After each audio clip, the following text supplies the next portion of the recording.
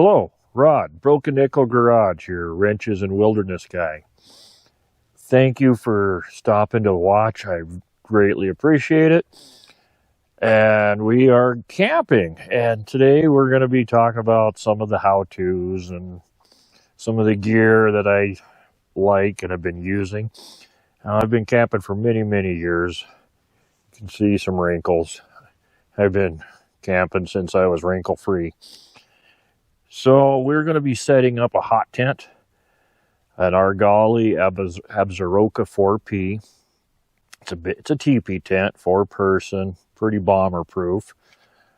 Maybe do some cooking. Haven't decided. I brought a variety of food, so we'll do some fixins. And normally I've been out on the KLR camping, but Whistling Dixie over here has been feeling neglected this summer, so here we are, and we're up near Lincoln, Montana, up on Copper Creek.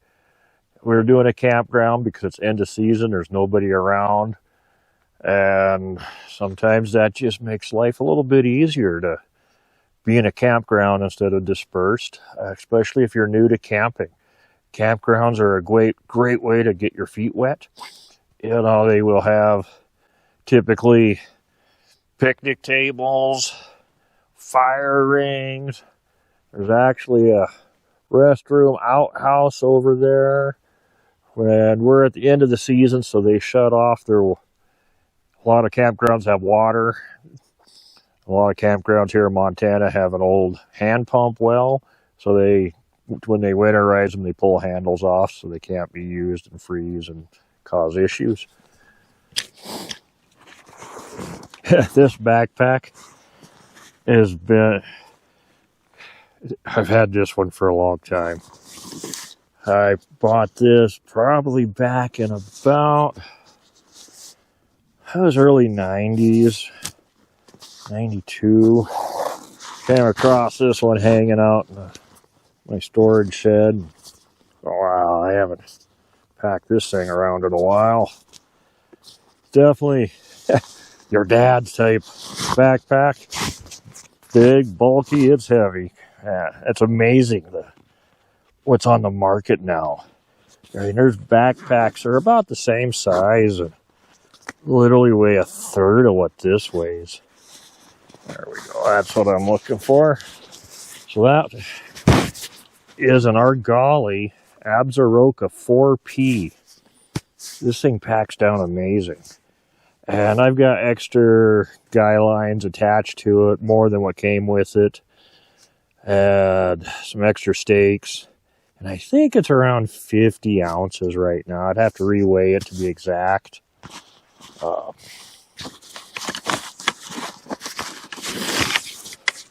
And I went with their center pull. It's carbon fiber. Again, super ultra lightweight. I think I've had this tent set up now 5 different nights. 5 different outings. And I'm liking it. Just FYI, their pole is all individual pieces. There's no shock cord in it. So if you're breaking camp and it's dark, it's easy to drop one of these. So I think I'm going to number them. There's 1, 2, 4. There's 5 of these. And I want to take a paint pen and write 1 of 5, 2 of 5, 3 of 5. So when I'm breaking camp down, I can make, in case I forget, because, you know, we're human. Now, teepees definitely are not as assemble friendly as most of your freestanding traditional backpacking tents. So they give you a very nice, Argali gives a really nice toggle for your guy outline, and they're reflective. So if you want ventilation, you use the guy line. I kind of start a little under halfway. That gives me a little bit of adjustment. If you need to pitch the tent to the ground to minimize airflow, you can run your stakes right through the webbing.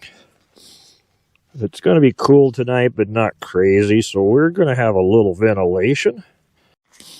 Like I said, being on my motorcycle or in my Jeep, weight's important, but it's not critical to me like when I'm backpacking. These, I carry, like I said, 2 sets of stakes. This bag is from a company called Smith & Rogue. They're kind of small and lightweight. I like them because I think they kind of copy the MSR Groundhog. But I've had really good luck with this design. These are super lightweight, little long, slightly longer, but I've definitely have bent quite a few of these over the years. And these are the ones that come with our dolly. They're not a bad stake. I'm not trying to put them down. They're just a lighter weight stake.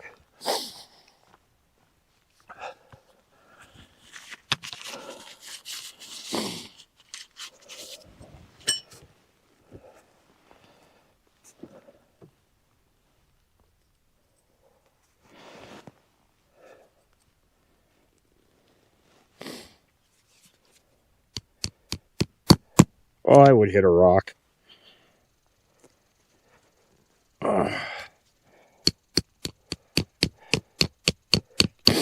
Definitely always put a little angle to your stakes.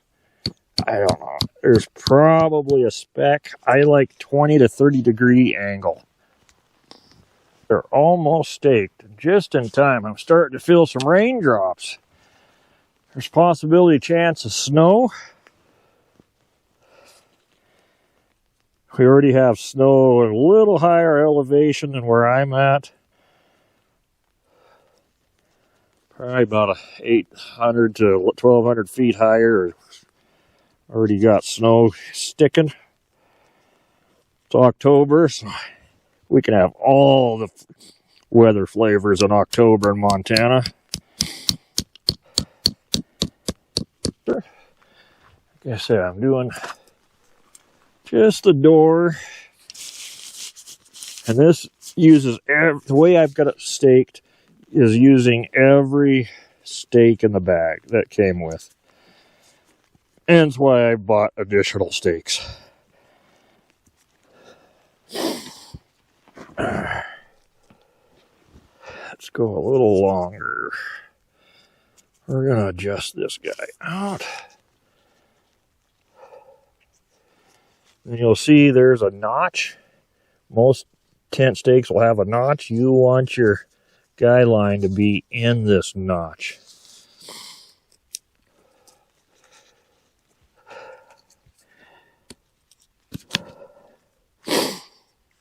And I try not to beat on my string, my extraction rope.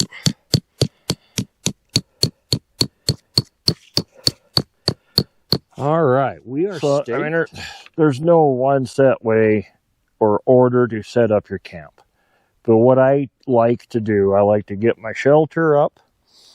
Then I get my bedding set up, which I'm glamping tonight. We've got a cot. This is my one Tigris Super Gris cot. It's actually pretty comfortable and it's a budget value, Amazon. I'll put links for all this stuff in the description. I'll try to list pretty much everything I'm using. So be sure to check out description. If it's on Amazon, I do get an itty bitty kickback. It's minimal, but any money I do make goes back into gear so I can test more gear. But so back to setup. I like to get my tent and my sleeping system, and big reason for that is we want to get our sleeping bags opened up, or quilt, whatever you're using, as soon as possible so they can loft and fluff up. The more fluff they are, the warmer they are. If they're compressed, and that compression will kill a bag, especially down. If it's compressed for too long, you kiss that thing goodbye. So my rule of thumb, even with my synthetic stuff, as soon as I come back from a trip, I get it out, I put it into a big loose stuff sack so it's not tight. I like to keep my gear lasting as long as possible, and that is definitely a pro tip for sleeping bags and quilts. I do like to have a cot in a tent when I plan on using a wood stove. it makes you a lot warmer. So when you sleep on the ground with a wood stove, and I'll show you as I get the wood stove set up. If the wood stove's elevated, your heat rises. Well, being in a teepee, that heat's going to go all the way up to that top. And it can be over 100 degrees Fahrenheit at the top of one of these tents. But yet you can be on the ground, and the ground might be, it might be 10 degrees. Could be 5 degrees. And that cold it's down there. So if you sleep on the ground, even with a good mat, helps, but you really don't get the full benefit of the wood stove when you sleep on the ground. These are a neat base for this. It's got extra leverage. What I like, it's got this cam system. So when you put it on the bars, it locks it in place. You got a little extra leverage if you need a little more grip.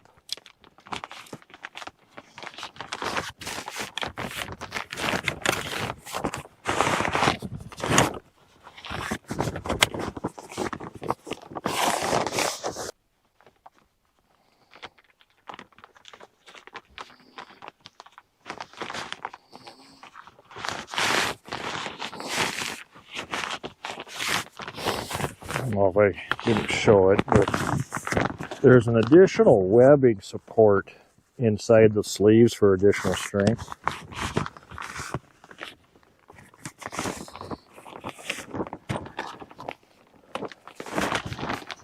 Okay, so now we take one of these, we put this foot to the bottom. Let me try to bring you down here where maybe you can see that.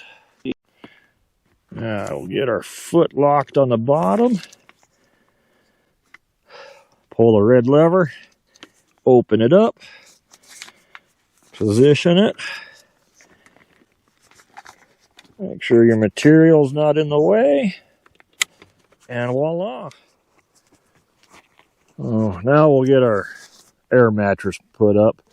Got my flex tail, I think it's a mini pump. This thing is awesome. I bought it a little over a year ago, and wow. It's a must-have piece of kit in my bag now. It's I use it a lot for a lantern, but airing up a mattress, which the Zen Bivy back stuff sack is really nice, as it is an inflation sack as well as a storage sack. No, I have a golden rule that every bag goes into a bag. That keeps everything in place. And I've lost a couple sacks over the years thinking it was put away, and then the wind came up and blew it away. And that's frustrating when you go to break up camp. So power button, 2 clicks to engage the fan. A long click to turn the lantern on. Lantern has 3 power settings. The battery life is real. It's never gone dead on me. I think the longest I went was 5 nights with this pump, and a lot of night light hanging in the tent.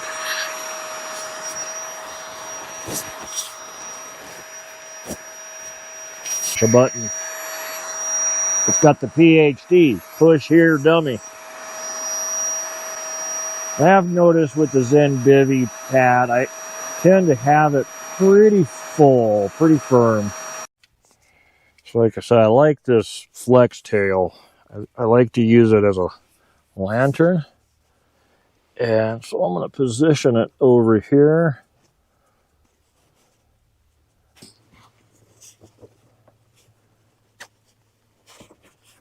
I like to let it hang down. Like I said, I'm doing just like I tie my retire shoes.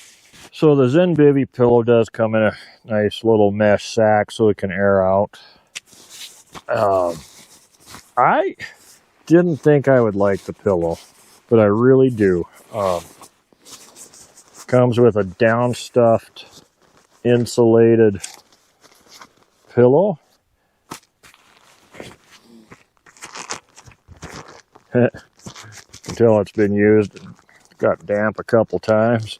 It's turning a little bit pink from the dyes in the pillowcase. But it's got bellows in it, or tubes kind of deals that help firm it up. And I find it's just quicker just to blow it up.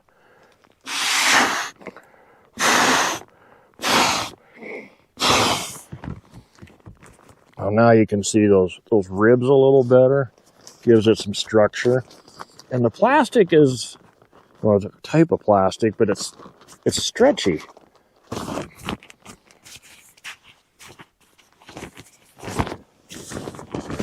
And it is really pretty comfortable pillow. Normally I inflate it while it's in the bag, or in the pillowcase, sorry.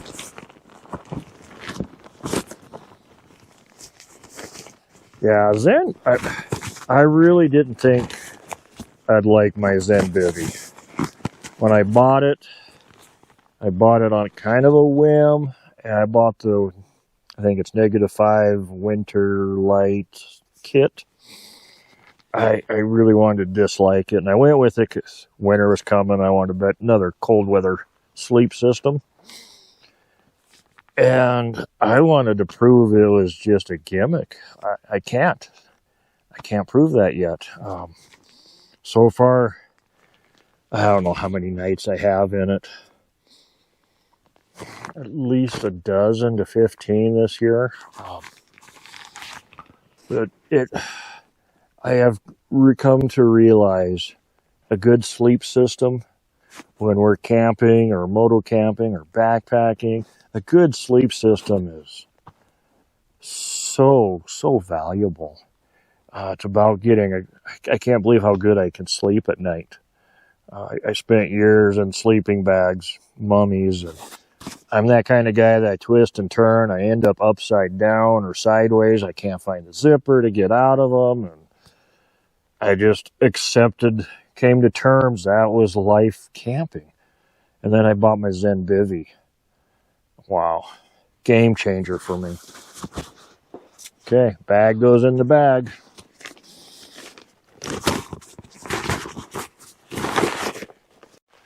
So as you can see, these wings just wrap up around your quilt. Each clip is color-coded, so you know where they go. I suppose if you're colorblind, it could be challenging, but once you put it together, it's pretty self-explanatory. Inside the hood, there is a pocket, so you can keep like a cell phone or something in there to keep it warm and out of the cold weather. But man, I can't stress enough, a guy can go cheap on a tent, but I think your sleep system, if you're going to spend money, that's definitely the starting point. I mean, you may not want to drop $800,000, but because this is an expensive one. I caught it on a pretty good sale to get their whole kit. And there are many other pretty nice quilts, but this one I think it's game changing. Now I have experimented. It's like it is a very warm quilt, and I've slept in some kind of warmer nights. So I found if I actually flip it upside down, put it together wrong, and then that allows my quilt to kind of come down below, and that would give me a little more airflow. But my Zen Bivy has been a game changer for me. I definitely like it, and if you're on the fence, I would say do it. I don't know if I was to buy one, depending on what your plans for camping, I definitely wouldn't buy this for summer camping when it's going to be 40, 50, 60 degree nights. For me, it would be killer, and it does pack pretty big. It's a winter kit. But yeah, just been impressed.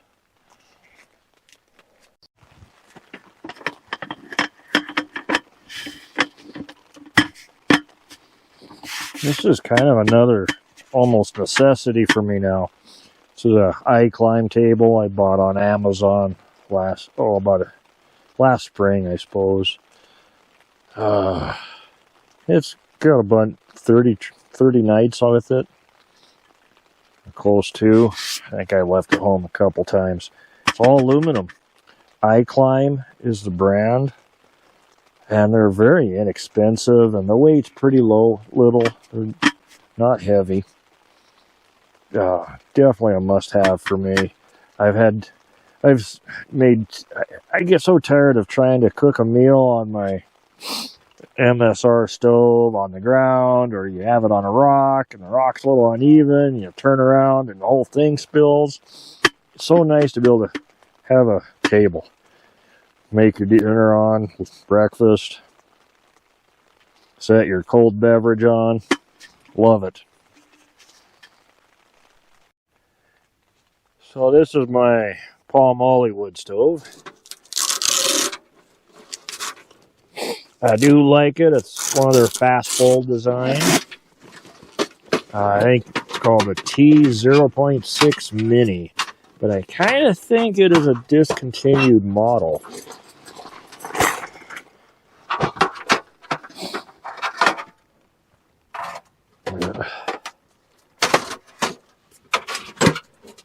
Probably don't need to, but I keep that piece of foam there to help protect the glass. The glass on these are very durable.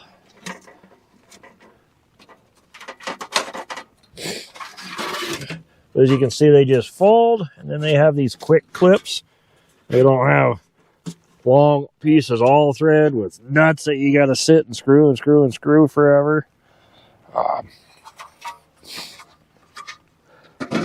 I mean, it's definitely heavier than like a Seek brand or Geek.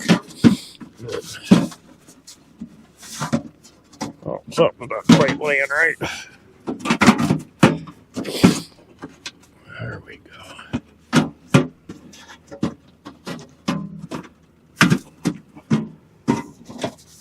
And what I do like, I like the legs. Which there's argument both ways. I like this long foot because it gives you more ground support. Now, with the all thread type, I kind of like what I like about those is you can kind of dig them into the ground. But you can see it don't take no time to put it together. The one putting our flue and pipe adapter on, just 3 thumb screws. So potentially that is something you can lose.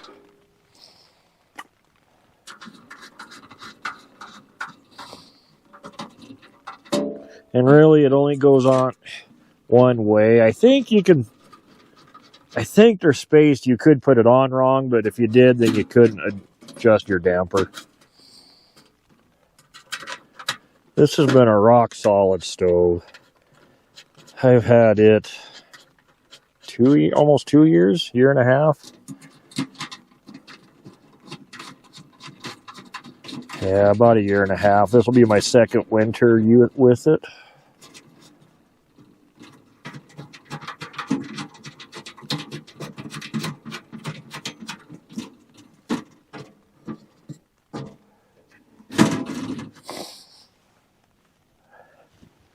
So I want to do, let's move the dog blanket. I want to position it about here so that way if I decide to have it in a fire in the middle of the night, I have access to it.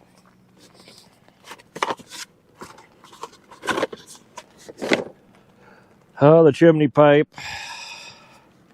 I've got a new one. I need to set the new pipe up and do a burn in on it. They're kind of hard to set up the first time by yourself. At least I've struggled. And this one's getting pretty beat up. Be careful with the retaining rings. It's so easy to drop these in the snow. So I got some small tinder here. Stuff that I like to use when possible. Of course, small dry wood. Pine needles work really well. Pine cones. There's some small ones on this branch. We should have plenty of material to get our fire going. I'm not going to get crazy with feather sticks and all that. You know, I might if I had one match and it was a survival thing, definitely probably would. But I live in the real world. Don't always have to be Indiana Jones or whatever. Bear Giles. He's probably my least favorite. Entertaining at times, but I've seen him take too many risks. Alright, I think we can get this going. So, I just whip up these little cotton balls, cover them in Vaseline. If you want to give them an extra zap, a couple drips of rubbing alcohol, and then put Vaseline. We're just going to kind of stretch this up. To make it easier to light, we're going to... I thought I had a wider board.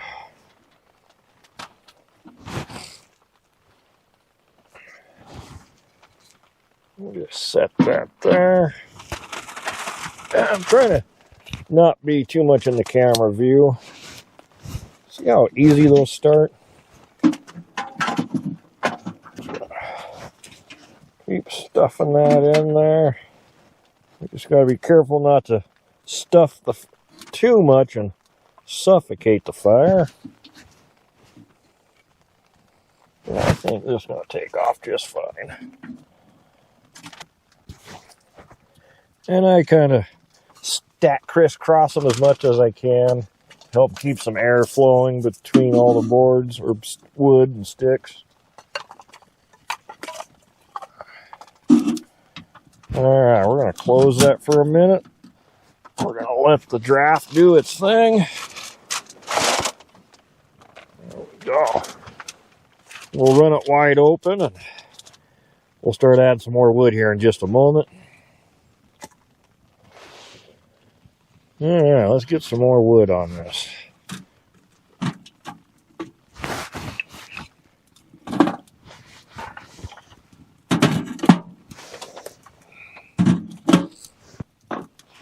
You know, I sure enjoy this wood stove. Alright. I don't always take it on the motorcycle just because its pack size is pretty big. But you know, in these shoulder seasons,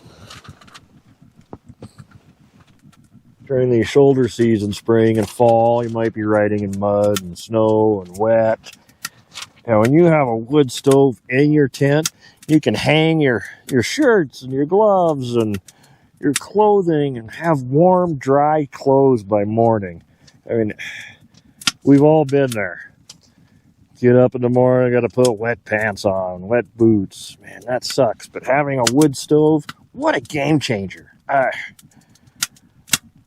do. I'm actually looking at buying another wood stove. I don't know when, just money allowing. There's a couple I would definitely looking at. They're packed down a little smaller. They don't have the glass, so that adds a lot of weight. Which I like the glass, because it puts off a nice glow at night, nice ambiance, you know. But the glass seems to radiate heat much better. I've noticed with this stove, I've got glass on one side and the front, and then this other side, just titanium.